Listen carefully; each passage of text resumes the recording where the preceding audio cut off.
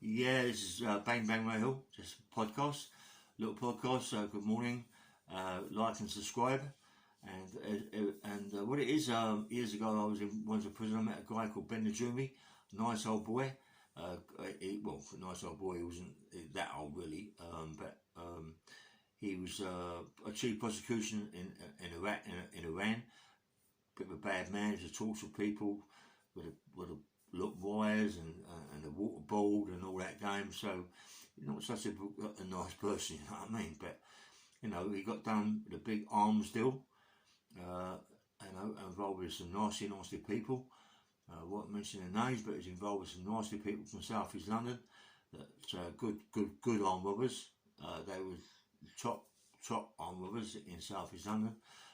Brothers, about six, seven brothers, big family. Owned a big pub, and I got to know them all from my prison sentences. About 3 or 4 of the brothers, I got to know, yeah. Anyway, I was in Wandsworth with Ben. Got to know him. He was number one in Wandsworth.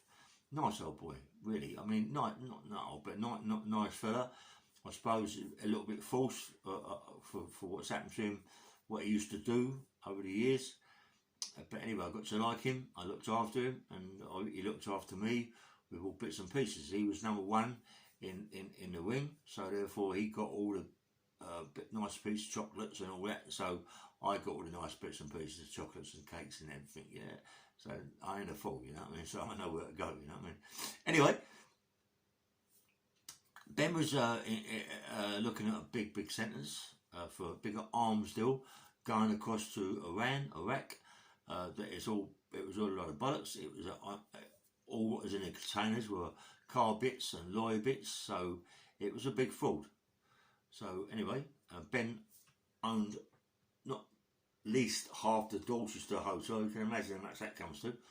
So he had a PA, happened to be my mate's sister. So anyway, cut a long story short, Ben's in Wandsworth. Ben's been done for this arms deal, but he's also been done for rape. Raping my mate's sister. I mean, I didn't know too much about it. He told me that he'd been done for rape. He didn't say who it was or whatever. Anyway, and he was in lots of trouble over the arms deal, but they needed to keep him in Wandsworth prison. They needed to keep him on remand. It looked like he could go and get bail, very powerful, a lot of money. I mean, he was married to royalty, and you could see that when you see the photographs. She used to wear the bits and pieces on her head and all that, and she was a very, very powerful woman. The family were very powerful, so it looked like Ben was going to get out on bail, you know what I mean? And they put a lot of money about, and he was just waiting for the bail application to go up to court. Anyway, then he was telling me about his rape thing. He wasn't forced. He didn't hide it. He told me about it, and I said, "Fucking hell!" He said, "No, mate, I don't do that, mate. I'm not into that. I'm not into that shit, raping fucking people." Anyway, I would say about what happened later on, because I'm waiting to get on a sentence myself. I'm down there in remand in Wandsworth, so I'm waiting to go up myself, yeah, on a big charge, yeah. So anyway, I'm in Wandsworth with Ben and looking after Ben. Ben got himself in a bit of trouble. A few people tried to bully him, and I had to sort them out. You know what I mean? When I say sort them out, I mean sort them out. There's people in there like Bully Bates is there, yeah? And it's about the same time me and Bill was there. Billy Williams was there, and we had to sort a few people out for the way they was going on, bullying Ben. Bill got a few things off of Ben, like lots of chocolates and bits and pieces, as he did, but Bill didn't fuck about. Bill was with me, we sorted these people out, yeah? So Billy Williams, mate, me and Bill was very close, loved Bill, good boxer, mate, good fighter. I went to America, as I told you before. Anyway, so Ben's going to me, look, I've got, looks like I'm going to get bail very, very soon from my family in Iraq or Iran, and I'm getting out of the way, you know what I mean? But when I get out, I look after. I said, that's right, Ben. And we took his numbers and bits and pieces. And, fucking hell, one morning I come and got him, took him to court. He got guilty for the rape. He come back deflated, mate. He come back waiting for. Well, actually, he was waiting for the jury to come back with a verdict. It was a quick fucking thing, yeah. And she was in court, the sister, giving evidence and this, that and the other. But anyway, he waiting, wait for 2 days, goes to court, goes back to court, gets 7 years, mate, gets guilty, bump, got 7 years for it. He's crying like a baby. Why shouldn't he be crying like a baby? He's telling me about it, he's not guilty, yeah? I know it's a bit hard to believe when someone's been done for rape, goes out in court, it's a 7 years. But what happened? Whoever it was, Customs or whoever it was who nicked Ben on his charge, done the PA for fraud, this, that and the other, and she said, oh, I had to do it, Ben was threatening me, he raped me, he took this, he done this and told him he was going to kill me and all that, but I didn't carry on with that and didn't with this and shit like that and whatever, as they go on women. You can really trust women, you know what I mean? Fucking hell. You can really trust women when it comes to that. I'm not against women at all, you know, but I'm on about that sort of thing. Rape and all that, you know. Anyway, he gets, now he's up on this other thing. He's waiting to go up on that big case. I'm in Wandsworth. I'm going to be shipped out soon. I'm going to go to the court. Anyway, I go to the court, gets a big sentence. Comes back, Ben's deflated. What's up, mate? I'm going to court in about 4 or 5 days, mate, over the arms deal. The people that he's with are really, really fucking heavy, mate. Let me tell you, these people from South East London, big family, good armed robbers, proper brothers, all that ain't the same names. Big fucking heavy people, big heavy people from South East London, you know, a big firm, mate, you know, big firm. And, you know, I mean, the company lot they had, I mean, they've been done for armed robberies all their life, and big armed robberies. They're about one of the first people in South East London that used to do armed robberies, and they was good. Over that Bermondsey side, everybody over there was into armed robberies. Isn't it funny? It's certain areas, people do certain things. Well, I come from West London, mostly fighters. North London, gangsterism, you know, gangsterism and all this, that and the other. West London is like fighters, Richardsons, all that sort of thing. And anyway, Tony Lawrence, and they come from South East London. The Richardsons come from Lewisham, that way. Anyway, so I get a big bit of bird. I go to my court, come out, get bird, go back to Wandsworth. I'm with Ben. Anyway, Ben's in a bad way, and and I get shipped out. So next thing I know, Ben gets 22 years. 22 years for this arms deal. Kept his mouth shut. No one else got no bird by him, Ben. 22 years, right? Poor fucker. But they on the arms deal, there was a big money involved. It was 25 million. You know, you can have a big fraud, man. Be a lot of money. And you know, it went into a bank called Coots & Co. But evidently Coots & Co is the Queen's Bank. It's you can't get into that bank. It's very hard. You just can't go in there and open an account. You know what I mean? You've got to have this, that, the other. You've got to be, sort of like people do this, people do that, write things about you, and you get in the bank. Ben got in the bank because he was involved with Iraq or Iran, big time, yeah. And the money's still there, I've been told. The money's still there, 22 or 24 million, 25 million, and it's still there. That's 30 years ago, maybe even more. So you can imagine what it is now, but evidently it can't be touched by Ben, by the customs, by whoever. Yeah, well, it's something to do with Iraq or Iran, I don't know, but this is what I've been told.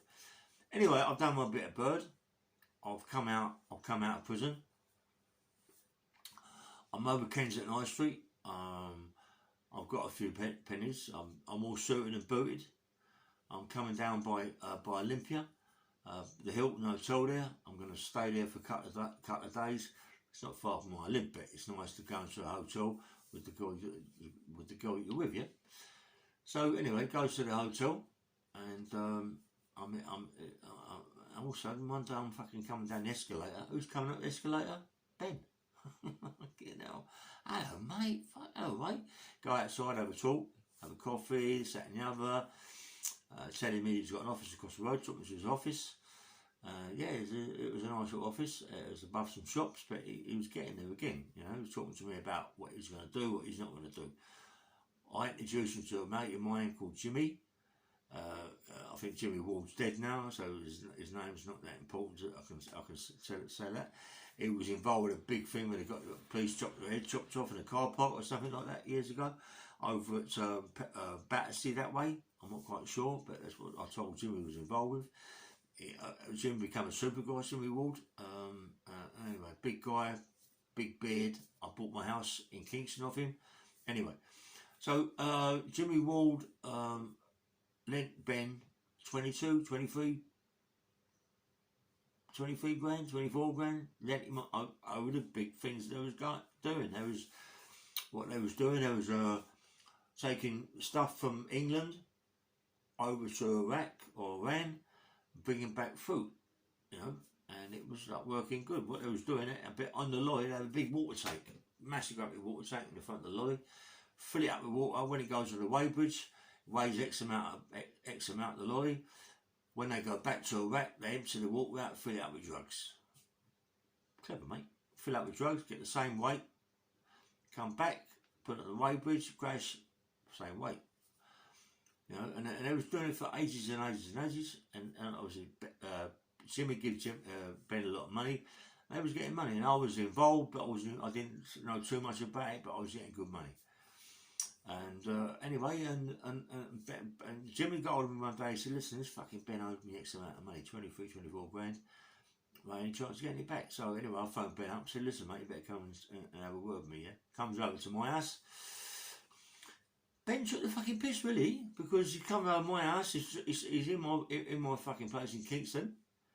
He's sitting there, fuck Jimmy Ward, fuck that cunt. I took his money, 25 grand. Fuck him, yeah. He ain't getting a penny from me, that cunt. I went, listen, you can't talk that. This geezer's a nice geezer. You just nicked his fucking money. What's going on? You can't nick his money, Ben. He went, nah, he paid for my teeth. I said, pay for your teeth, you cunt. I said, you're lucky you're getting knocked out. Anyway. I said, you're going to get it, you cunt. You will get it. Don't worry about that, mate. These people don't fuck about with you. They won't fuck about with you, Ben. You know what I mean? Take the piss. You're going to get hurt, mate. You've got to pay the money back. Yeah, all that shit. Shouting, mate. But then Jimmy Ward comes in. Pops off Ben. Looks like he's in a chin bounce. I say, leave it. Ain't worth the fucking aggro. Ben said he's going to pay you back. Anyway, me and Jim, one night, we're coming through Richmond Park. You know, not night, it's like dusky. Richmond Park's not shut yet. It's still open. Coming through the park, all of a sudden by the grass. Who's by the grass? Ben. Fuck me, he's been smashed to pieces. It looks like he's been hit by a steamroller, mate. His head smashed to pieces. He's in a right bad way. Oh my God, you can't believe it. We can't believe it. You know, 1 minute with Ben, telling Ben's going to get hurt. The next minute we're driving through the park, and there he is by the roadside, smashed to pieces. This car's looking and just driving past, his blood every fucking where. He's either been hit by a car or he's been hit by a steamroller, mate. So, me and Jim, or gentlemen, Ben, Jim, don't fucking leave him. I said, no, you can't leave him, mate. So, picked him up, mate. Picked him up. I mean, we shouldn't have really done. We should have thought called down straight away. Picked him up, put him in the back of the car, dragged him across the seats. We shouldn't have really done it. He's screaming his fucking head off, yeah. He's in a right bad way, smashed to pieces. Goes to Kingston Hospital, run into the hospital, get a barrow, run in fucking trolleys, come out, put him on the trolley, run back in there. I said, we just found him at Kingston Gate in Richmond. This is who are you? I said, well, whatever. I went out there and got back in the thing and fucked off home. Then I goes to visit Ben. Sutty, the old boy. Ben's now married to my mate Sutty's daughter. Sutty was a girl gangster, dead now, mate. God rest his soul. Sutty, good fucking fraudster, good worker, plenty of money. He had a place called Larkhall in Epsom Downs. The gaff was massive, 2 swimming pools, loads of horses, absolutely massive. I'll tell you the story as well. I don't know if I told you the story, but I'm going to tell you it again. Anyway, fucking Ben's in a bad way. As I say, walking the hospital, Ben, Sutty's there with his daughter. His daughter married Ben. Ben's very lucky. He's got on his daughter, Sutty's daughter, and give her a load of shit, I suppose. Anyway, he married her. He's getting charged with scaffs about fucking 10 acres, 12 acres big. It's massive. Right by Epsom Downs, by the golf course, golf thing there, the back of the stands. Yeah, massive place. All the swimming pools are green. Well, they've never fucking used them over the years. It's unbelievable, yeah. So they're saying, whereabouts you finding us in Richmond Park, Kingston Gate wise, it was smashed to pieces, don't know what was involved, took him to the hospital and then got home and that was it, yeah. Well, Ray, he's in a bad way now, mate, and he got concussion, he can't remember nothing, it looks like he's in a bad way, his life is up and down, yeah. I went, fucking hell, I can't believe it. I mean, you know, 1 minute Ben's owing money here and there and everywhere. It could have been anywhere that done it. He owed us money, it could have been anywhere that done it, and he did, you know. I feel sorry for him, you know what I mean? That what happened to him, you know. But that's life. You fuck about with money. I put money, it's what happens. Anyway, so I happen to still working with Jimmy Wall, doing other things. I buy the house off Jimmy Wall, give him good money for the house. And then I started doing the place up, spent a lot of money on conversions, loft conversions, this conversion, that conversion, Paul, and it got it all done, absolutely stunning. Goes to Larkhall, Ben's okay, well, that's not to say he's okay, he's out of the hospital, I go there, he's in a wheelchair, he can't fucking talk, like that he is. I thought, fucking hell, he looks at me, I went, fucking hell, you know, this is what happens when you owe people money. This is what happens, you know. And like his wife's like in a bad way. She's in tears. Arthur Sutty, he's in a bad way. The wife's in a bad way. But Ben's Arthur's left all the place to his daughter. Anyway, I goes there one day. I haven't told you a story, but I go there one day for dinner. I pulls up in the car, park my car down the bottom of the hill, goes up for dinner. Ben's sitting at one end of the table in a wheelchair, and this, that, and the other. But there's a couple of guys. I didn't tell you, there's a couple of guys there from Wales. Yeah, they're both fighters. But Arthur, this is what I was told. Arthur's got these people down in Wales to find out the problem and sort the people out. Sort these people out who have done what they've done. Listen, you can't come from another area like Wales, yeah. Come down to London and think you can sort a problem out without going back with your tail between your fucking legs. It don't happen, mate. It don't happen. You can't come down to London. Like we can't go to Wales and start fucking about like up there, yeah. And they come down thinking it's going to be all roses and bits and pieces. One's a good boxer. He's running all the time. He's got a bag in Arthur's place. He's on a bag and on the pads with the other one, and he looks lively, you know what I mean? But they're trying to find out what happened. Listen, mate. How it happened, I don't know. But all I know is they got fucking well obliged. They got well obliged. How they never died, I don't know. No one's seen them since.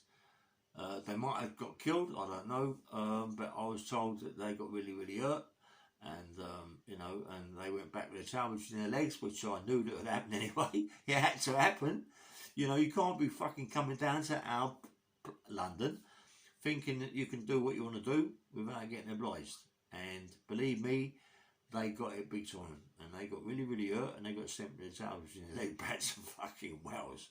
I didn't know too much about it. I don't want to know too much about it, but what I was told is nasty, yeah? And anyway, they went back to Wales in ambulances, or back to Wales, whatever they went back to Wales in, helicopters or whatever they went back to Wales in, to the hospitals, yeah?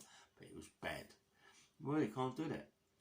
Anyway, Arthur was in a bit of a bad way about that. He's brought these people down from Wales to sort the problem out, find out who done this to Ben.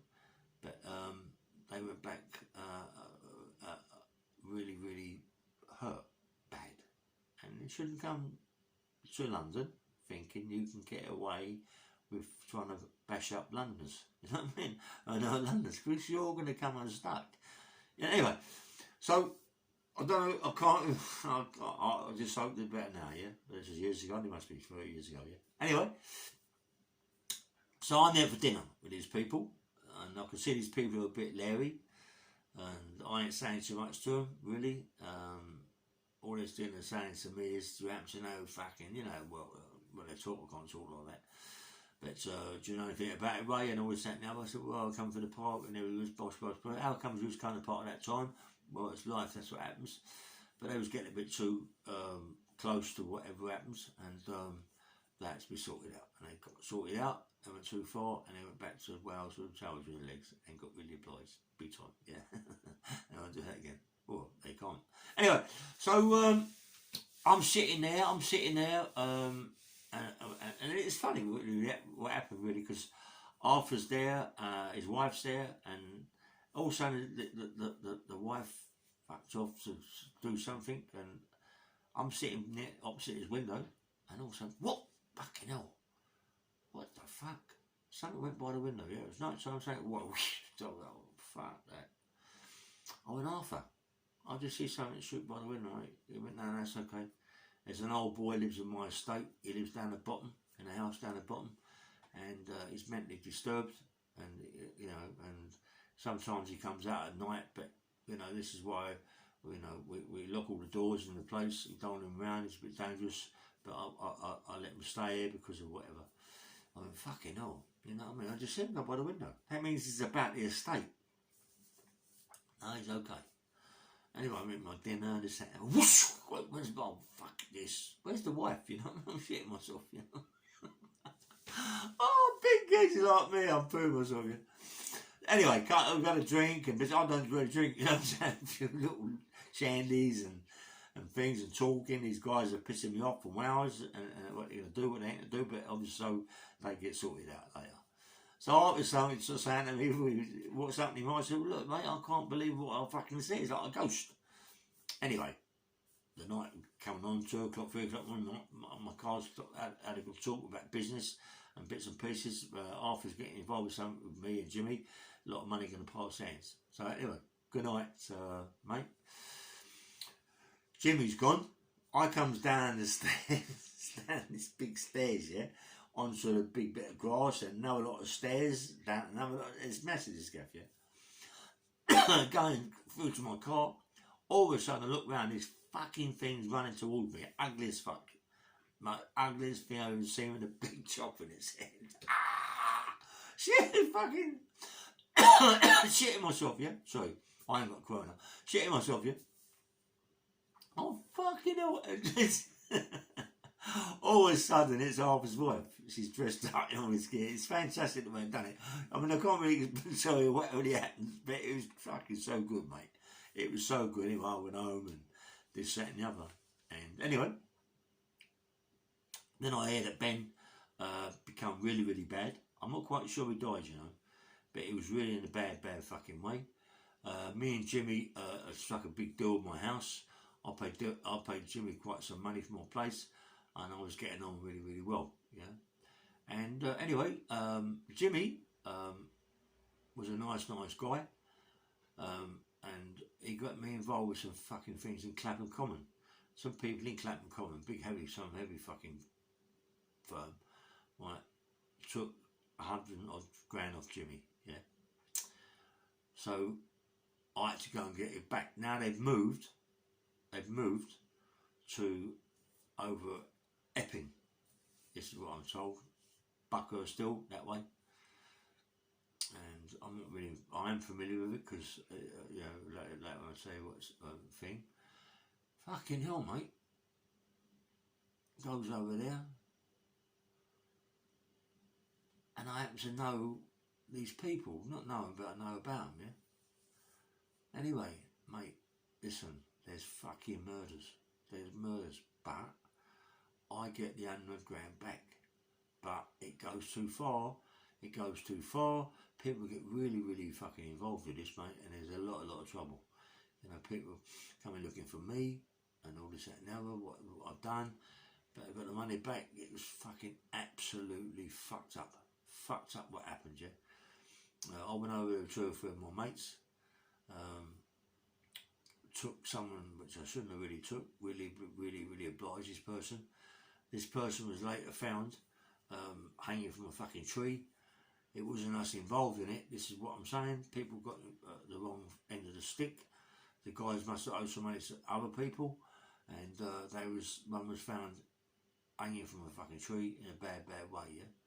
In a bad way, whips smashed, head smashed, everything smashed, and but we got our money back, you know. Anyway, so I'm now in Kingston. I'm now not involved with who I'm involved with, but as it happens now, me and Jimmy have had a row. I've got a few shillings. I bought my place off Jimmy, and I'm starting to do it up, but I've got no money. I'm fucking skint. I've done the loft extension and this, that and the other. So all of a sudden, I get involved with some other people from Fulham. I get a job in Lucky's, and this is when I meet Dominic McCoy. And then Dominic McCoy, we get involved with trouble in there. Anyway, listen, I want to know, let's go a little bit further. Anyway, get involved with Dominic. Dominic McCoy, I like Dominic, nice guy. I told you about Dominic. Had quite a bit of trouble in Lucky's. There was 2 Chinese guys that own Lucky's that Dominic was really involved with. They was involved with what they call them, fucking Ching Chongs or some fucking some big mafia people.